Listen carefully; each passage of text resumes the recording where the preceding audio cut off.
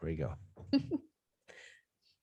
Welcome back. I am so happy to have you with me this week as I am bringing the conversation to how we can have a healthier and more peaceful, healing home haven. And we've spoken to this before, but today I brought in an expert in the industry of how we can transform our home and be healthier while we're doing it and with the results in the end. So Andrew Pace is joining me today. He is the founder and owner of the Green Design Center in Waukesha, Wisconsin. He launched the company in 1992 and is now the premier retailer of green and healthy home building and home improvement products and consulting in the US. So this is the guy to know, and he's got terrific resources. He's also the host of his own podcast, Non-Toxic Environments, where he and his co-host discuss all aspects of healthy, sustainable building practices. And there's a lot more to it than that, but we'll just dive into the conversation because we could go so many different directions. I want to save time for this chat. Andrew, thanks for joining me. Oh, it's my pleasure, Susie. I'm just happy to be here.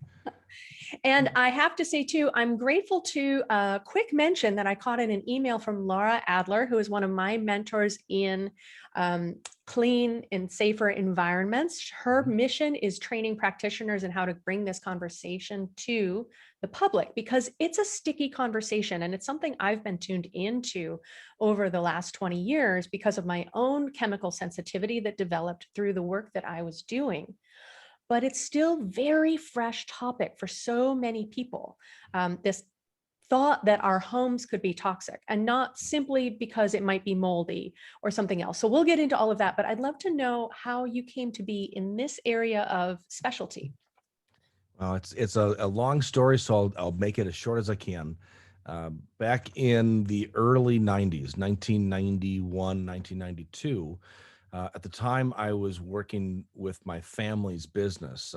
They started a commercial construction material supply company back in the 30s.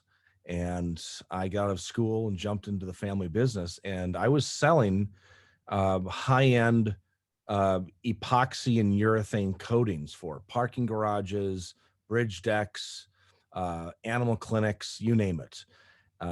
These materials were designed to withstand some of the most dangerous solvents in the world. And well, we got into a project in Milwaukee where we were supplying this material. And after the first primer coat went down, we started getting people complaining of the odors.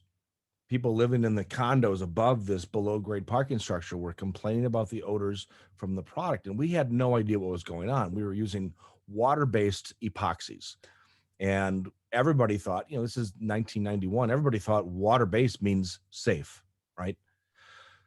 Well, we got calls from people living in the condos. One of those calls happened to be from the office of a United States senator who worked there. You start to take notice. But what really threw us for a loop was 3 of our own workers were rushed to the hospital because of inhalation complications. They couldn't breathe. They couldn't get oxygen. The curing process of the coating literally sucked the oxygen out of the room and they couldn't breathe. Wow. And that shook me. I mean, it literally rocked my world. Here I'm thinking I'm young in the industry. I'm going to make my career out of selling these types of products. And this is what my family's been doing. And I'm going to do this too. And this was the latest technology too. Right. I remember when these were coming out and water-based, same thing. I won't steal the show with my story yet, but absolutely. You thought you were doing the right thing. This is going to transform the industry. Right. And so, and that's why we specifically chose water-based instead of the solvent-based. But what we found out was that water-based just means, and even to this day, it has the same meaning, 50% of the liquid component in the product is water. It can be called water-based. The rest can be xylene or acetone or ammonia or butyl acetate or whatever. Well, in this particular case, it was actually the isocyanates that were causing the problem. You know those very well. And that's when I actually became sensitive myself. Mm-hmm. And so I learned all about chemical sensitivity literally thrown into the fire. And I had to find products that would finish the project for our clients. But then it also dawned on me that, well, here are people who hired us to provide the best of the best for them, and we're potentially hurting them unbeknownst to us. What can we do to help this industry?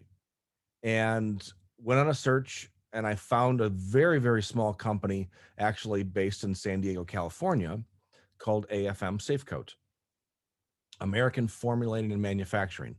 At the time, AFM was a very small formulator and producer of what's called toxin-free, common sense paints and finishes. Now, And with our marine industry, there's a demand for it. So I oh yeah, love that for it came sure. from here. For sure. And so keep in mind, back in the early 90s, we knew nothing about VOCs. We knew nothing about, green was still just a color and instead of a way of life. So I started a small company selling what I called common sense building materials. Now, by the mid 90s, I was president of the largest architectural association in the Midwest. And most of my friends in the industry were partners and owners of large architectural engineering firms. And I went to them. I went to my friends and said, if you found a toxin-free paint, would you use it on your project? And they all said, well, I suppose if somebody really, thought it was a big deal, we could use it. They didn't want anything to do with it. Mhm. Home builders didn't want anything to do with it. We went to the home builders and they said, I don't know if this is going to be a thing. Nobody really cares about this. Everybody understands that a new home has a lot of odor to it. Well, as I was making these presentations, people would come up to me afterwards, the people who worked for these people that I was presenting to, and say, where can I buy this for my own home? And it dawned on me that there is a market. And so I started a company specifically selling residential building materials that were healthier. And again, this is before the U.S. Green Building Council, before the LEED program, before the VOC regulations. And really from the mid 90s on, the industry just exploded.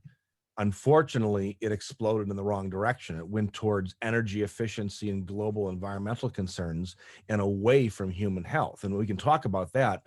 Not that there's anything wrong with those two things. Of course, they're very important.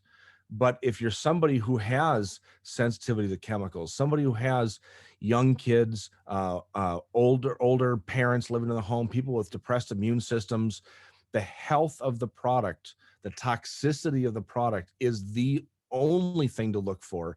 Whether or not it contains VOCs, whether or not it meets some green label is really irrelevant.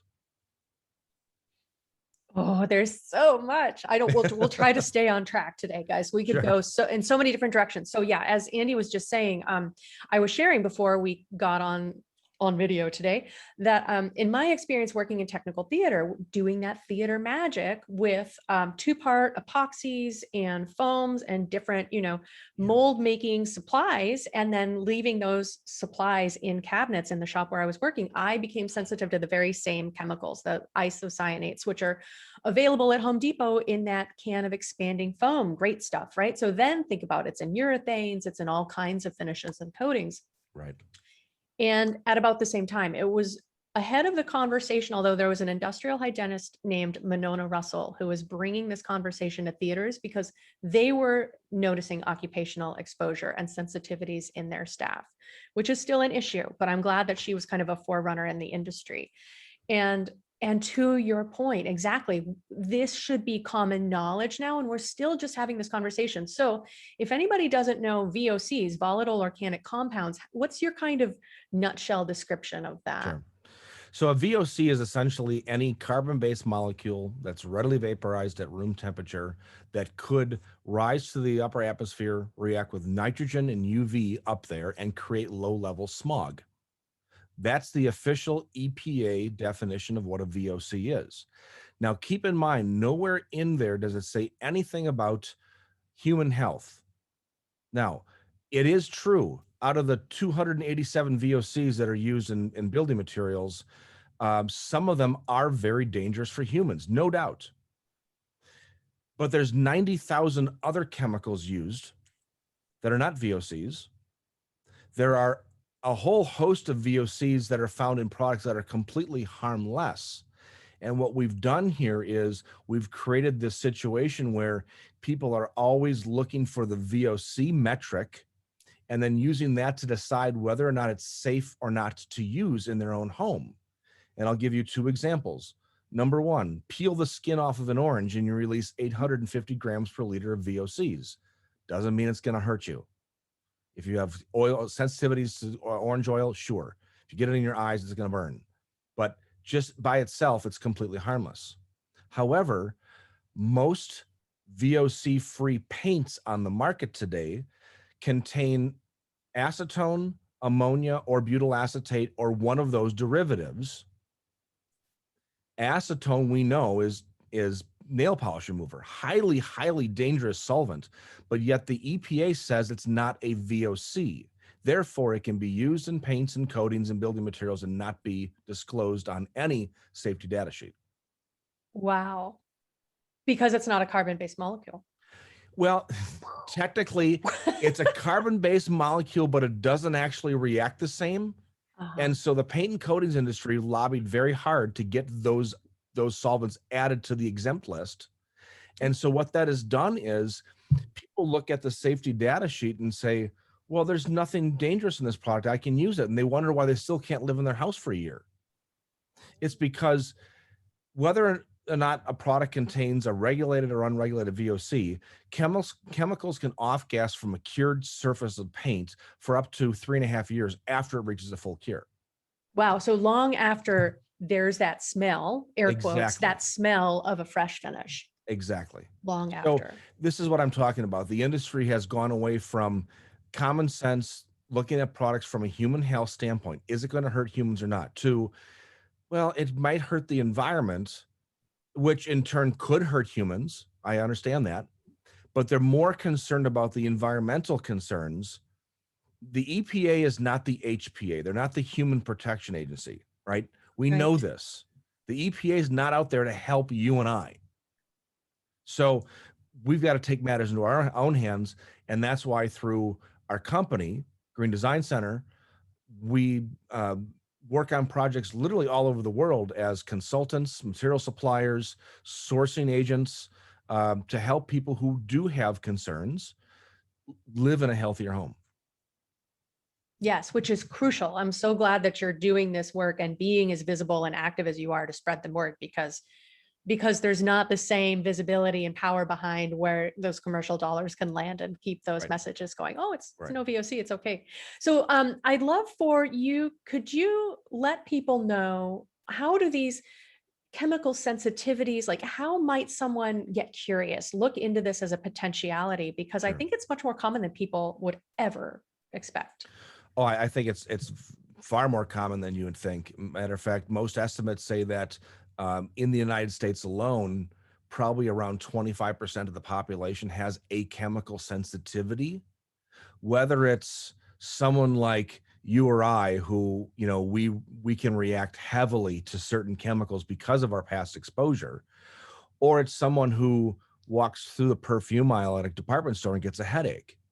That's a chemical sensitivity. Or maybe you use one type of soap and every time you use that soap, you get a rash. That's a chemical sensitivity. So keep in mind that out of the 25% of the population who has this type of sensitivity, a very small fraction of them actually admit it. So what do you do with that? What we're finding out now, when I started this business so many years ago, chemical sensitivity was actually being mulled over by the American Medical Association to being added as a disease.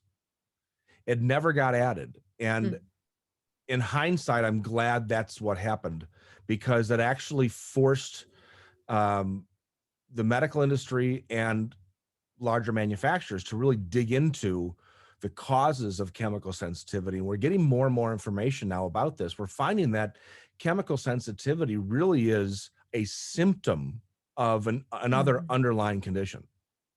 So people who become chemically sensitive typically have Lyme's disease. They have been tested for the genetic disposition to have mold sensitivities.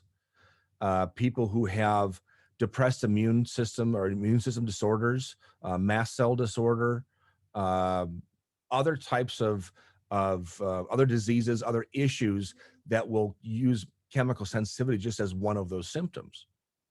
And so if somebody doesn't like the smell of something, that's not necessarily a sensitivity, that's just an annoyance. If somebody actually has a physical reaction, and that physical reaction can be flu-like symptoms, a headache, all the way up to anaphylactic shock, that is a true chemical sensitivity. And I think that the more you hear about it from friends and family, 30 years ago, this was rarely talked about. Mhm. Matter of fact, 30 years ago, 95% of my customer base were people who literally lived in rooms in their home coated in aluminum foil because they couldn't tolerate the real world.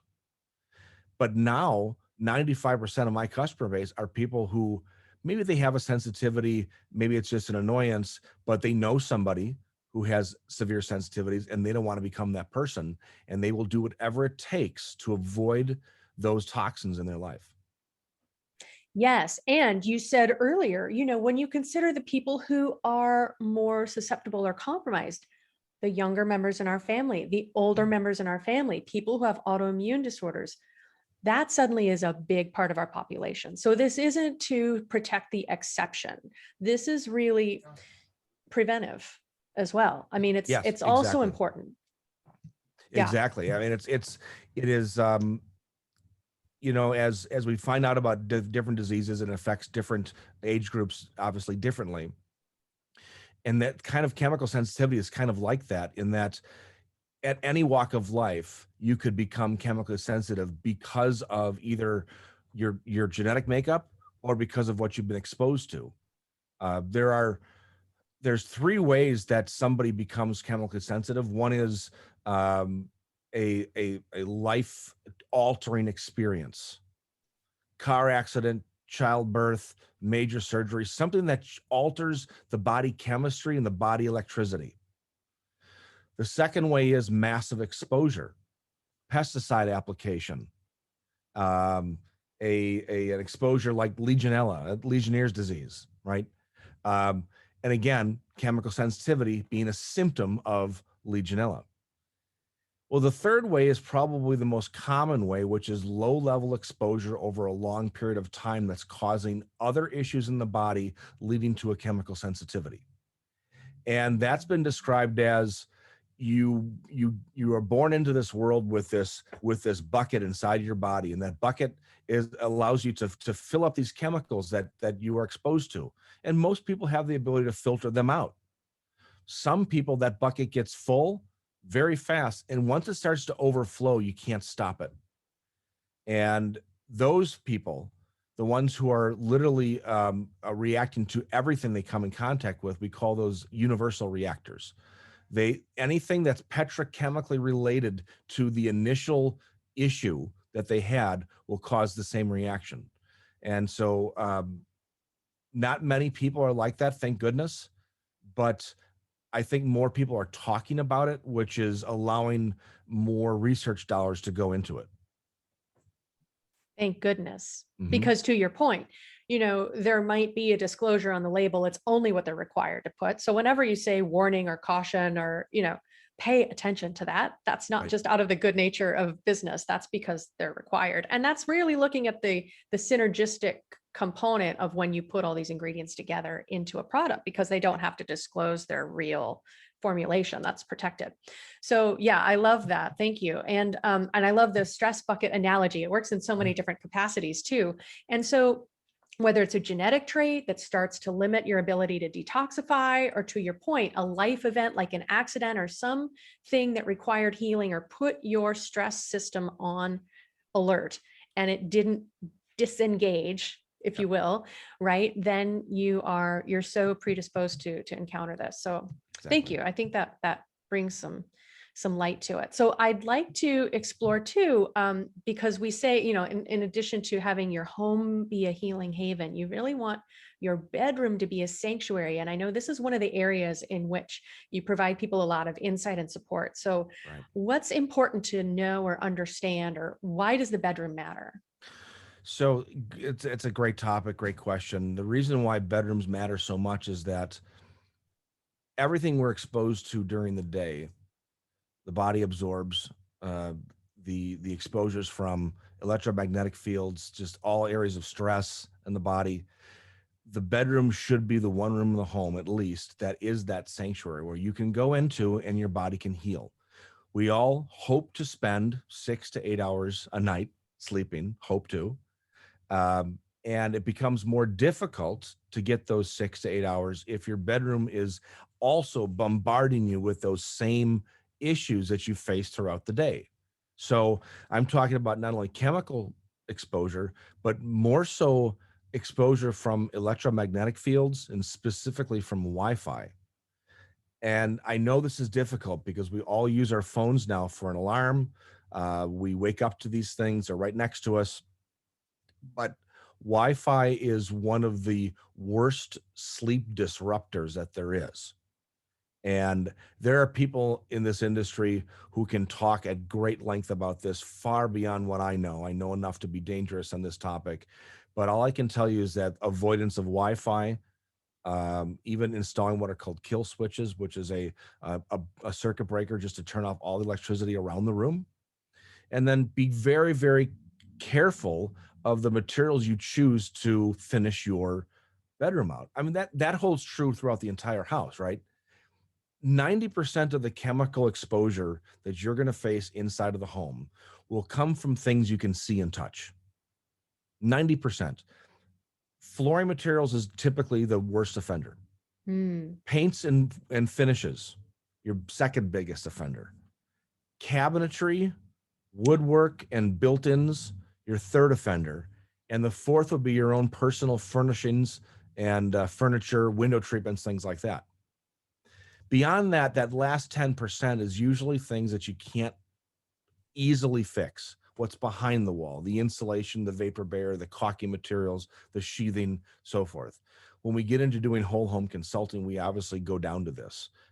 I've had clients before that will have us send them samples of every material that goes into building their home in glass jars so they can do the sniff test, do muscle testing, whatever they have to do in order to give me the approval that it's okay to use. And we're talking about anywhere between 500 and 1,000 components that go into a home. Yeah. So, but in the bedroom, for what you can control, whether you own the space or you rent the space, the flooring material, I know we all love something soft underfoot, but get rid of the carpet. Carpet is the biggest offender of toxicity in just about everybody's home.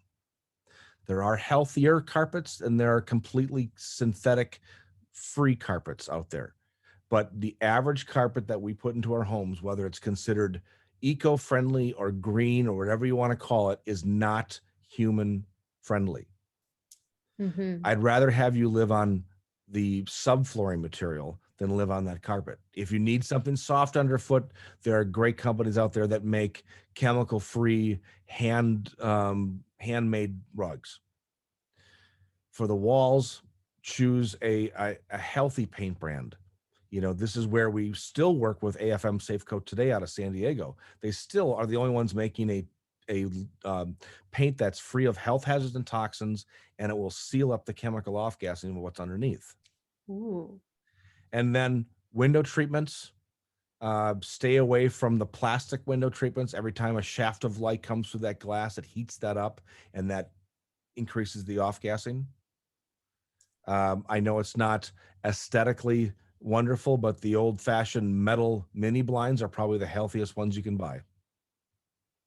And then for your mattresses and bedding, try to stay away from things that have flame retardants, things that have antibacterial agents. Mm-hmm. Uh, I remember years ago, I had a mattress I was sleeping on, and I developed horrible allergies.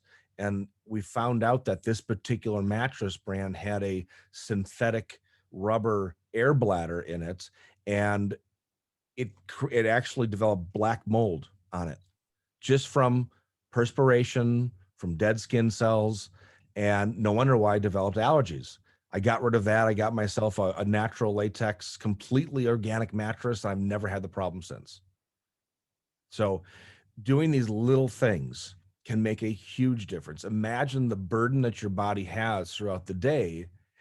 If it has a place of sanctuary, a place of rest, then you start waking up refreshed and ready to go. And then your body can then help work on the rest of the day.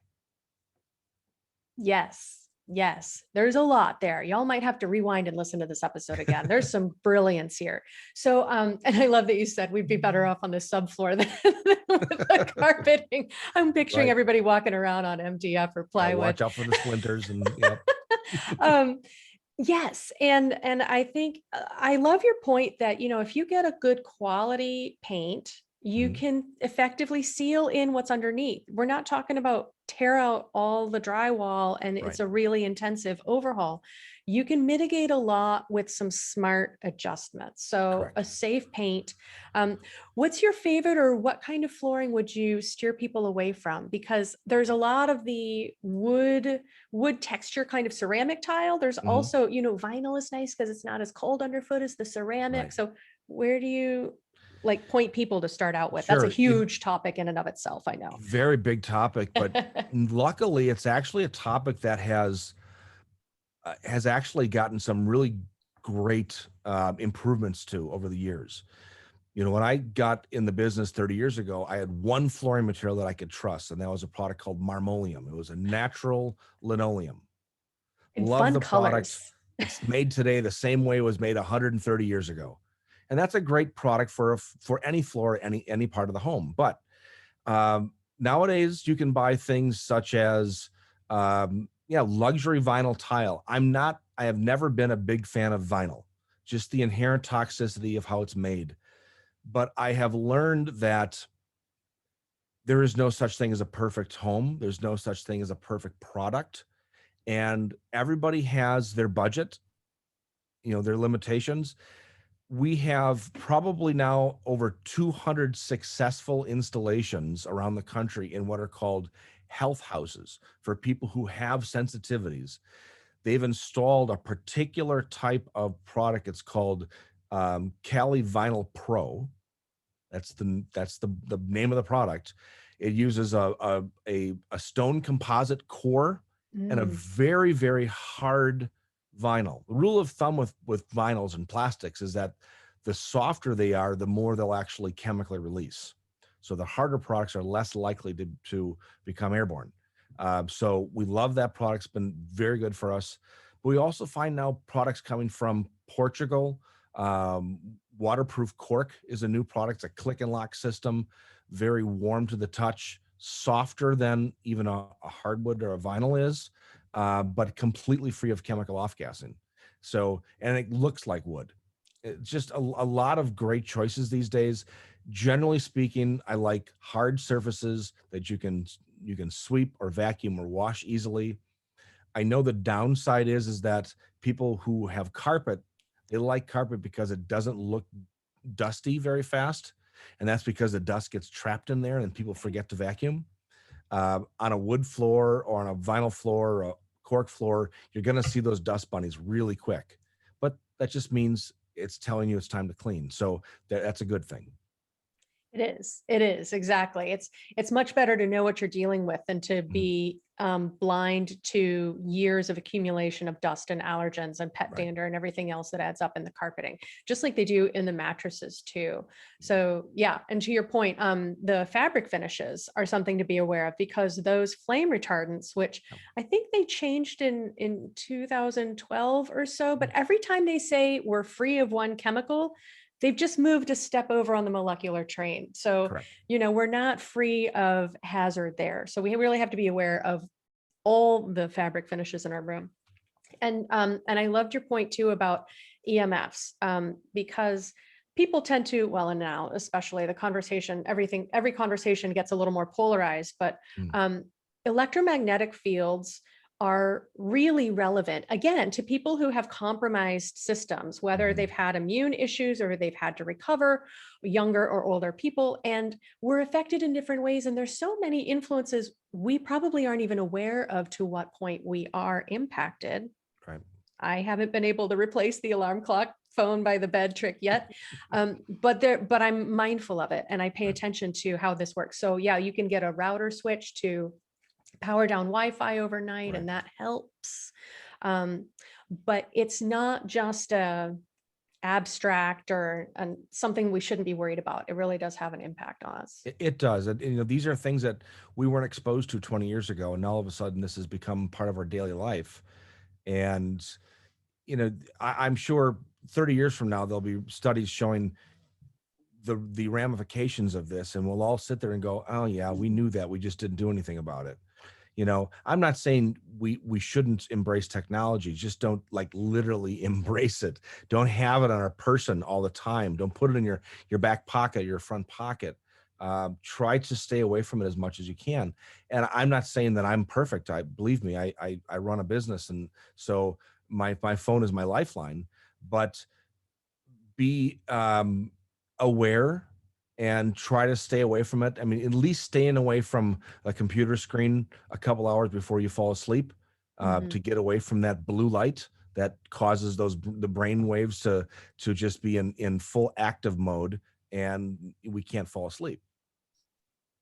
Yes, exactly. And I think that, to your point, in the future, we'll look back, right now we're not sure why nearly 1 in 2 people have trouble with insomnia, or so many people have migraines, and younger kids are having issues with migraines. Right. What if we changed? Mhm. A lot of factors. There's no silver bullet, but we could be tuning into the different things, and there's some super sleuthery we can be doing. So awesome. Thank you. That's a lot to take in. That's just the surface. And Andy makes available, and we'll have his business link in the show notes. So his consulting services are priceless. You want to know this information before you get into the middle or end a project and then realize you've got sick home syndrome going on and you have to move back out as soon as you get to move in.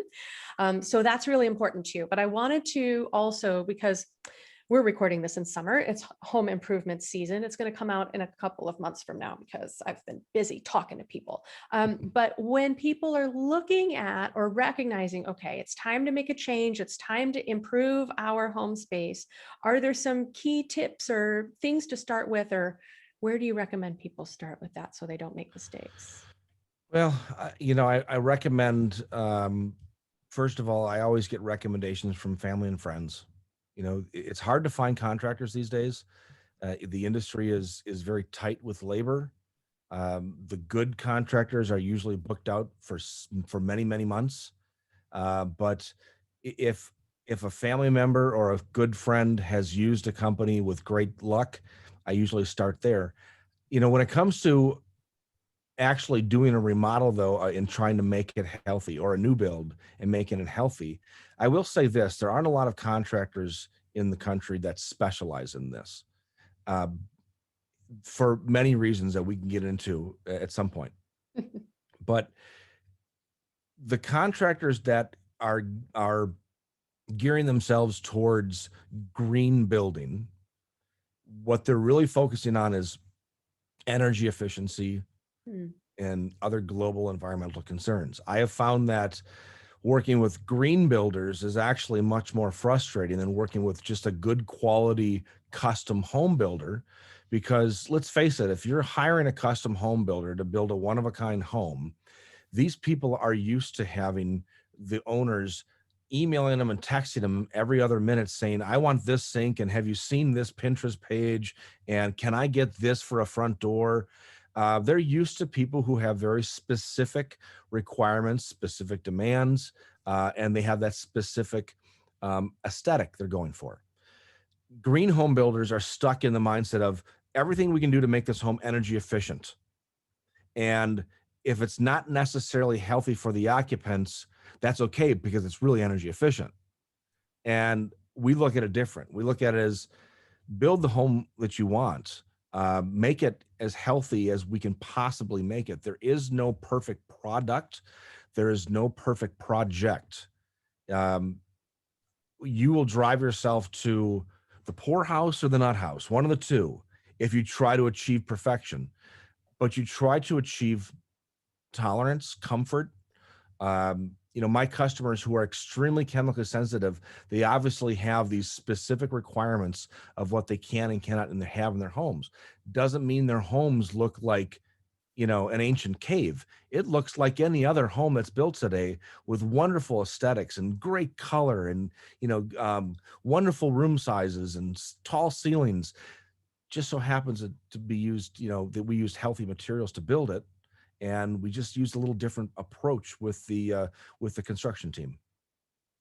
That's a golden tip right there. I would never have thought about that. So I love how you explain that, because that's the absolute truth. Custom home builders are like, have you heard this new product? Well, I Mhm. haven't worked with it yet, but I will figure it out because I've figured things out before, right? You need Exactly. that willingness, that gameness to say, Yes. I haven't met it yet, but let's add it to the repertoire, because they recognize it's only a selling point for their future projects. Oh, Oh, yes. now I've worked with this. Every home that they build is just a billboard for the to the next customer, and they rely on that word of mouth. Some of the best builders I've worked with across the country, they don't advertise. Their work is handed to them because they do good work and they have wonderful listening techniques. They hear what the customers are telling them and they provide that. I work with a contractor down in Texas called JS2 Partners. All they do is build healthy homes. They Mm. started a few years back, with a dream of, can we build healthy homes for people, because one of the owners is very chemical sensitive herself. Now they've got probably a half a dozen homes under construction right now, Love just in a it. matter of a few years, because of word of mouth. People really want to live in healthy homes, but either you find a JS2, which there aren't many of those around the country, or you find yourself a good home builder, custom home builder, who will listen to someone like me, guide them through this horrible maze of toxic building materials. Yes, I love that. And the other piece of golden advice there is the good builders are booked way out. Yes. So don't wait until I've got the money to do the renovation, I've got the time to do the renovation. We're going to go live with the in-laws for 2 weeks while we make our house a nightmare. Look ahead, think Right. ahead, even start planning this a year in advance. So you have Mhm. everything queued up, and that's going to bring down the stress level too. Exactly. Well, and Awesome. that's a great point about stress. We all have stress in our daily lives, and one of the big things to avoid stress in a home project is planning, making sure that you've planned enough time for waiting. And I know right now it's very difficult because of the pandemic. We're waiting for materials for 12, 15, 18 weeks or Mm. longer, sometimes appliances, windows, even lumber in some cases. Uh, but we have to realize that the project will have its ups and downs. You have to be able to manage expectations of yourself, of the contractors, what they can do, and the time frame that they have, and just understand that this all has to come together at like this wonderfully choreographed musical. And Mhm. if one person makes a wrong step, it can affect the others. Just be ready for that. Like I said earlier before, there is no perfect project, and so you really have to be flexible enough to withstand that and get through it. Awesome. Awesome. Really useful tips. Oh, we covered a lot of ground today. And I know we could go on. You were saying you had a class and 5.5 hours later, people will still Yes. riveted, Yeah, because right. you really can. You can dive down this rabbit hole. And it is so much to our benefit to pay attention to the homes we're living in, because we can control this space. And now, with a lot of people not returning to workplaces, it's even more important to pay attention to our homes. Correct. Absolutely. Is there anything else you want to share with us before we go today? I think that's a good primer. Like I said, or you just mentioned, we could go on to any of these topics. We could dig down and really drill into the who, what, where, and why of this. But I think for the most part is in today's building climate, I think that there's a lot of information out there. Certainly, your podcast, my podcast, um, trust the people you listen to and trust. That's really the important thing. I think, healthy building is going to become somewhat of a thrown around moniker in the next couple of years, because I think everybody wants to jump on that bandwagon. But just understand that there are folks like myself and others around the country who've been at this for quite a long time, and we understand that there is no such thing as perfection. All we can do is hope for tolerance and an aesthetically beautiful home. So, really trust those folks that you find, and ask a lot of questions. There is really that old adage, there's no such thing as a dumb question. In this industry, that is exactly correct. Absolutely. Do your homework up front and make sure you're aligned with somebody who's giving you the straight information and not just Correct. what's going to help them or, the industry, because it's your home. Terrific. Yeah, we'll have the links in the show notes for your website and your podcast so people can stay tuned in to the conversations you're having. I think you're doing such important work. So thank you for bringing Thank your you very message. much. Thank you. Take good care. All right.